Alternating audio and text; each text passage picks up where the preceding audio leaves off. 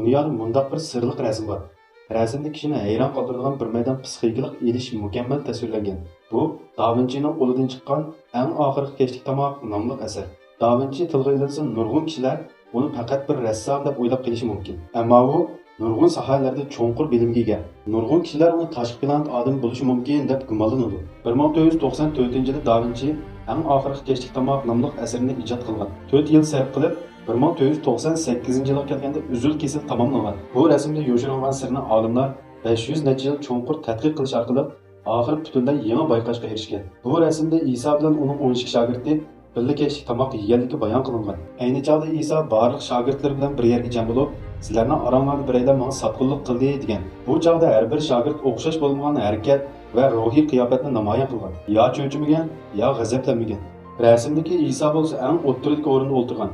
Mo'risi sangilgan, ikki qo'li jo'zining ikki tarafiga ichilgan. Bu uyning ichidagi qalaymaqonchilik selishtirma qilingan. Deraza sirtida havo ochiq bo'lib, Isoning qalbidagi yorug'lik simol qilingan. Da Vinci'ning bundaq rasm sizish usuli bir xil ayrilish hasratini ifodalaydi. Bu Isoning pat orada qazo qiladiganligidan derak beradi. Agar rasmdagi har bir odamning chiroy ifodasini inchiqlik bilan ko'rsatgan bo'lsak, Isoga sotqinlik qilgan odamning dal shogirdi Yuda ekanligini bayqaymiz. Rasmda u Isoning so'zini anglagandan keyin beshini burab intayin aloqzod bo'lib ketgan chiroy ifodasi abchillik bilan sizilgan. U qilchi bilmaydigan qiyofatga kirib olgan. Isoga ham ko'pchilikning inkosini sezgurlik bilan nazar solgan. Bolkini olmoqchi bo'lgan so'l qo'li o'zligidan tortilib qaytib ketgan. Lekin yiliqib pul tutgan o'ng qo'li uni butunlay oshkorlab qo'ygan. Yana bir inchki nuqta shuki, shogirdlarining biri bo'lgan Petros Isoning bu xabarni anglagandan keyin birdilla sakrab ketgan. U Yudaning mo'risiga yo'linib, so'l qo'li bilan Yohanning mo'risini tutgan. Hamda Iso zodi nemish bo'lganligini jiddiy so'rayotdi. Ching tutib turilgan pichoqni xoinga har vaqt sanchishga tayyorlik qilingan. Petros pichoq tutgan qo'li tarafida Yudani besib turgan.